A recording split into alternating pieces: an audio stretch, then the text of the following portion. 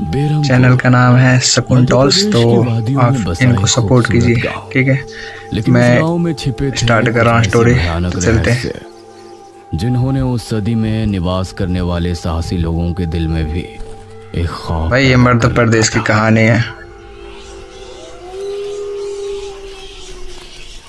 आज तो बहुत दिनों के बाद मित्रों से मिलना हो रहा है, बहुत आनंद आएगा। अरे मदन कहाँ जा रहा है इस समय? पिताजी, मेरे भाई मित्रों से कहानी इतने दिनों अच्छी बाद होने मिलना वाली हो है। रहा है। वो सुबह होने पर वापस नगर चले जाएंगे। अरे तुझे पता नहीं क्या, आज शनिवार की रात है। आज के दिन निशिर मोलो गांव में घूमते हैं। पिताजी, चाहे निशिर मोलो आए या नरकासुर, मुझे आज मेरे मित्रों से मिलने से कोई नहीं रोक सकता। ठीक है, लेकिन ध्यान रहे, जैसे ही तुमको उनके कदमों की आहट सुनाई दे और उनका वो मंत्र जिसको वो दोहराते हुए आगे बढ़ते हैं, तो उन्हें बिना देखे किसी ऐसी जगह छिप जाना जहां से ना वो तुमको देख सके ना तुम उनको। और जब तक उनकी आवाज आना बंद ना हो जाए उनके सामने नहीं आना। वो 4 भयानक आदमी होते हैं जो अपने कंधों पर एक ताबूत को उठाए होते हैं, और अगर कोई उन्हें देख ले तो वो भाई यहाँ पे जिंदा नहीं यहाँ पे बचता, मुझे बता पता रहा है है। पिताजी। अब मैं चलता हूँ। यह कहकर मदन घर से निकल गया, लेकिन उसके पिता के चेहरे पर उसकी फिक्र साफ नजर आ रही। निशिर मोलो आ जाएंगे और साथ ले जाएंगे। ऐसा लगता है कि हमारे गांव के लोग अभी भी दूसरी सदी में जी रहे हैं। वो तेज तेज कदमों के साथ आगे बढ़ रहा था। भाई कुछ देर बाद उसे जंगल की तरफ एक कुछ पगडंडी भी वाला रास्ता नजर आया। यहाँ से जाऊंगा भाई, तो जल्दी ये अभी पहुंच तक नहीं जाऊंगा। देखा होगा ना, इसीलिए डर यहाँ नहीं से लग रहा है इसे। निकलता हूँ। बिना ज्यादा सोचे वो जंगल के अंदर बने उस पगडंडी वाले रास्ते पर आगे बढ़ गया।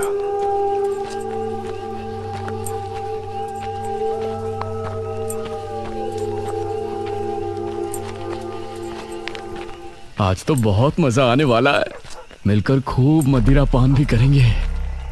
तभी उसे भारी कदमों की आहटों के साथ कुछ आवाजें सुनाई देने लगी। इन आहटों को सुनकर वो एकदम से चौंक पड़ा और उसकी आंखें डर से बड़ी हो गईं। हे भगवान! वो जल्दी से झाड़ियों की तरफ भागा और उनमें छिपकर बैठ गया। वो झाड़ियों की ऊंट में बैठा लंबी लंबी सांस ले रहा था। वो आवाजें अब और ज्यादा साफ होने लगी। भाई सब बंदा डर गया, उसे बंदा डर यकीन गया। था कि अब वो लोग उसके करीब ही आ रहे हैं। उसने धीरे धीरे छिपकर अपनी एक आंख से उनको देखा और वो हैरान रह गया।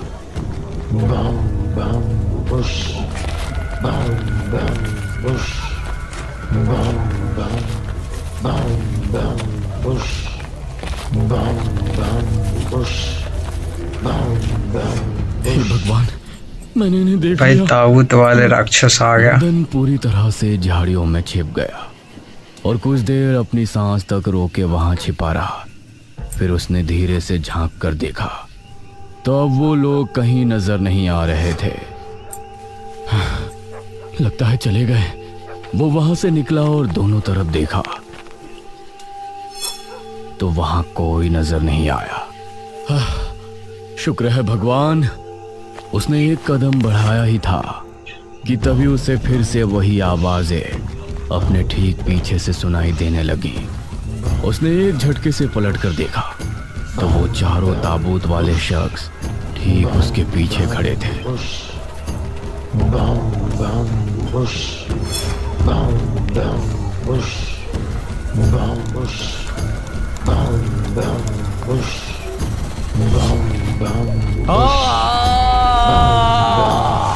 भाई इस तरफ जब देर रात भी मदन वापस नहीं लौटा तो उसके पिता को उसकी चिंता होने लगी। उसने गांव के एक भाई आदमी बंदा डर को गया ज्यादा। साथ लिया और जंगल की तरफ रवाना हुआ।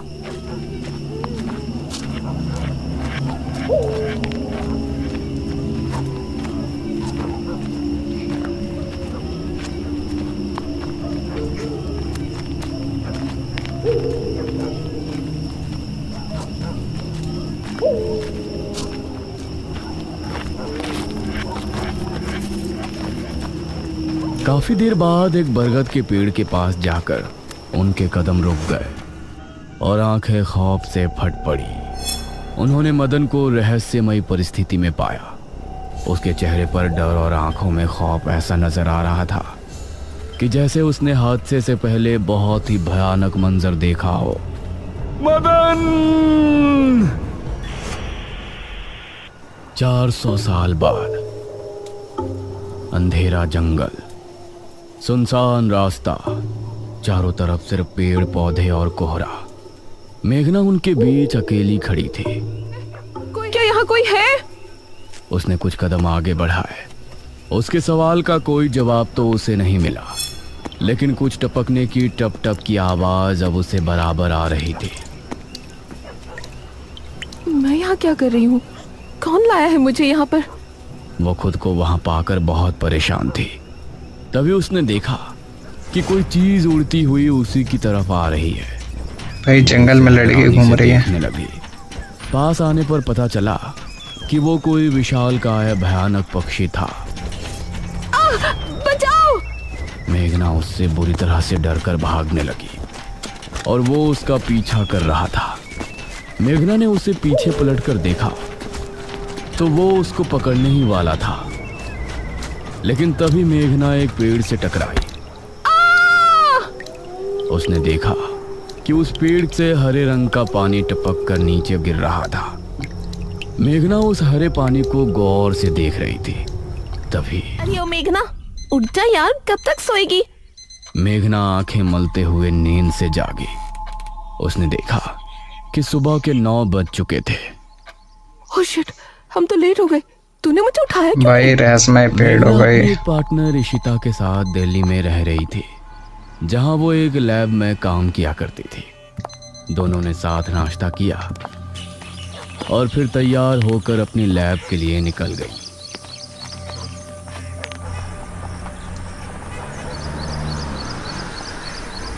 तेरा ऑमलेट खा खा कर मेरा पेट खराब हो चुका है। रोजाना कच्चा ही बना कर दे देती है। शुक्र मना कि कच्चा भी खाने को मिल तो रहा है। तेरे भरोसे रहेंगे तो वो भी नहीं मिलने वाला। सोकर ही 9 बजे उठती है।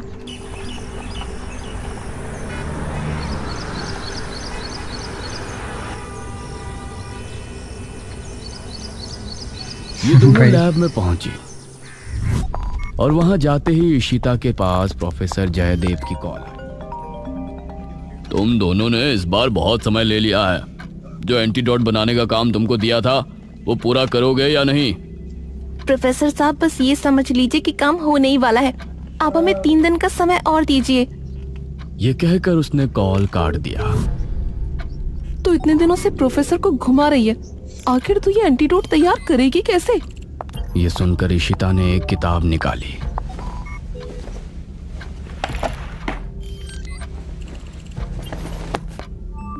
यार देख ये किताब, इसमें बहुत से ऐसे लिक्विड के बारे में लिखा है जिनकी कहानी पुरानी दंत कथाओं और लोक कथाओं से जुड़ी है। तो तू कहना क्या चाहती है?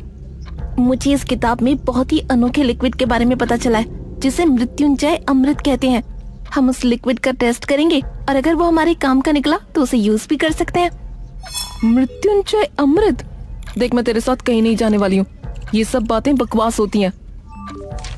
अरे देख तो सही, इस भाई पेड़ से इसे हर पूर्णिमा जंगल जा की रात सकती है, ये हरा मुझे ऐसा लिक्विड लग रहा टपकता है। है। तभी मेघना ने ये देखा जंगल जाएगी। सपने देखिए कि ना। उस पन्ने पर किसी जंगल मृत्युंजय जाएगी। अमृत के बारे में लिखा था और उसमें ठीक वही पेड़ दिखाया गया था जो मेघना रोजाना अपने सपने में देखा करती थी। मतलब उस हरे पानी की बात ही इस किताब में लिखी थी। हे भगवान, क्यों हिला डाला ना, है ना इंटरेस्टिंग? मेघना ने फिर जवाब दिया। हाँ, तो हम सपने दोनों में कल ही देख रही थी ना, बेरमपुर गांव वही के है। लिए निकलते हैं।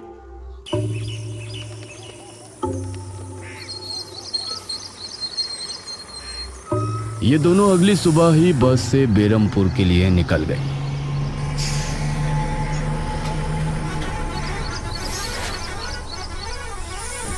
वैसे एक बात बता, तू मेरे साथ वहां जाने के लिए एक ही बार में कैसे राजी हो गई? मेघना ने सच को छिपाते हुए कहा। ऐसी अनोखी चीज देखने के बाद भला कौन नहीं होगा जो इसको देखना नहीं चाहेगा? ओहो, ये हुई ना बात। मैंने तुझे पार्टनर बनाकर कोई गलती नहीं की।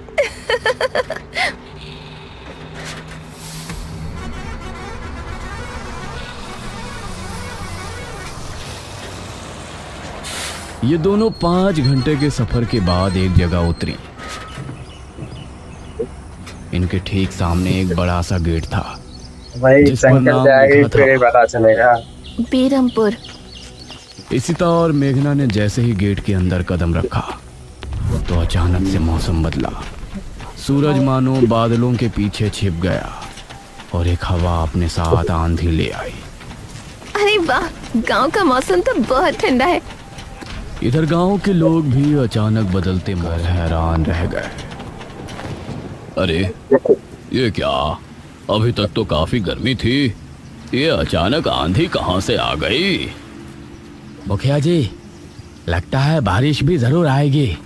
इधर मेघना और इशिता दोनों ही गांव की तरफ बढ़ रही थी। यार, ये गांव के लोग ठीक तो होंगे ना? गांव के लोग तो ठीक ही होते हैं, अजीब तो हम शहर वाले होते हैं। ये बात तो तूने बिल्कुल पते की कही। इशिता और मेघना दोनों गांव के चौक पर पहुंची। वहां एक कुआं भी था और वहीं मुखिया भी 2 आदमियों के साथ खड़ा था। अरे बच्चियों, तुम दोनों कौन हो?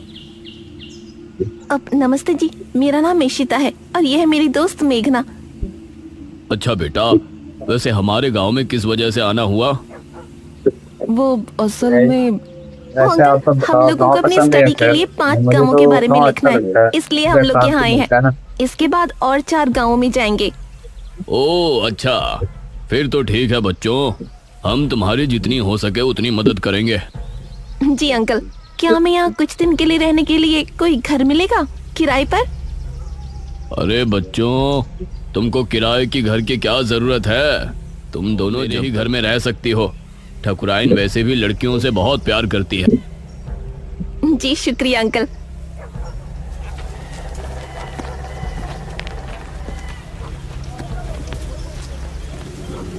मुखिया इशिता और मेघना को अपने घर ले आया।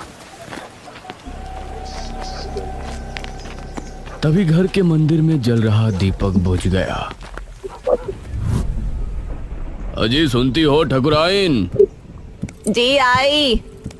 ठकुराइन कमरे से बाहर आई। नमस्ते आंटी। नमस्ते बेटा। ओ जी, ये प्यारी प्यारी बच्चियां कौन है? ये दोनों शहर से अपनी पढ़ाई के सिलसिले में आई हैं। हमारे गांव के बारे में लिखना चाहती हैं। वो क्या होता है रे, वो रिसर्च करने आई हैं। तभी वहां पर एक और लड़का आया। क्या कहा? हमारे गांव पर रिसर्च? इशिता और मेघना ने उसे देखा। भला हमारे बेवकूफ गांव में आपको क्या मिल सकता है? ये सुनकर इशिता और मेघना हैरान रह गई। चुप करो अनुज, ऐसे कोई अपने गांव में बोलता है क्या?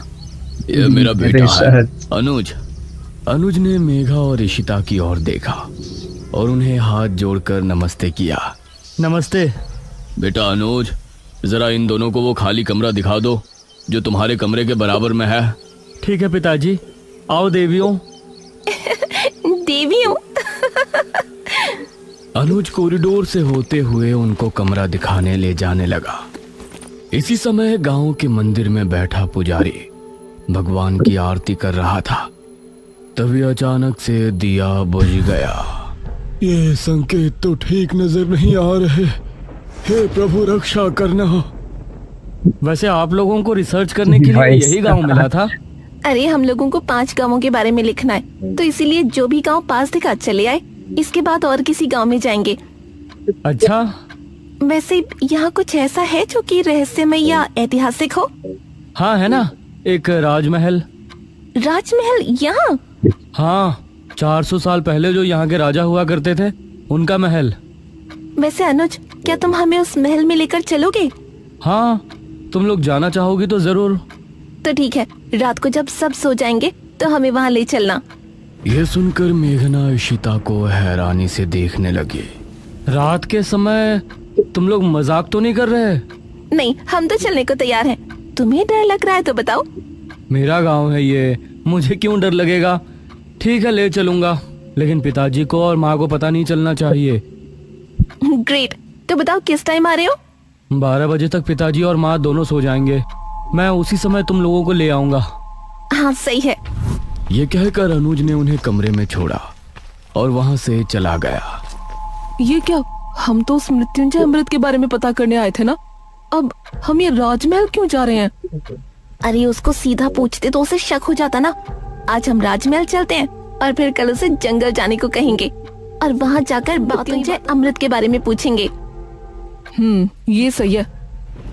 इस तरफ गांव के लोग मौसम के बदलती ठंड से बहुत हैरान थे। पुजारी बार बार आसमान की तरफ देख रहा था, जहां उसे काला अंधेरा इधर उधर घूमता हुआ नजर आ रहा था। करीब 12 बजे जब मुखिया और उसकी पत्नी गहरी नींद में थे तो अनुज कमरे से निकला। अरे लगता है आ गया। इशिता ने उठकर दरवाजा खोला। हाय अनुज। तुम लोग तैयार हो? हाँ चलो, हम तो रेडी हैं। तो चलो। अनुज इनको लेकर घर से निकला और इन्होंने 2 गलियां पार कर ली थी। उफ, तुम्हारे गांव में हवा इतनी ज्यादा चलती है क्या?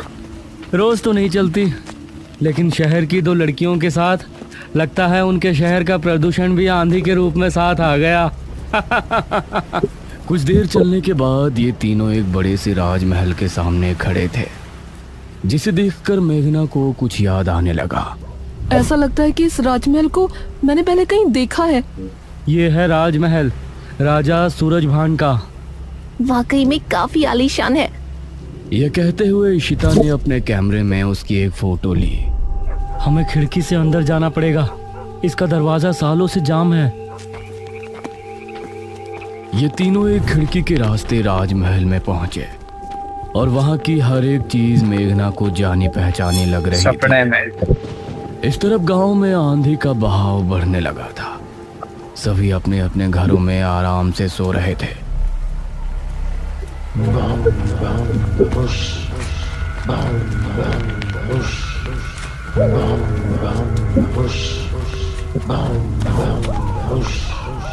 अरे ये आवाज तो निशिरमोलो। गांव के सभी लोगों के दिलों में खौफ उतर आया। उसी समय मुखिया के कमरे में गांव का पुजारी हड़बड़ाता हुआ पहुंचा। मुखिया जी उठिए।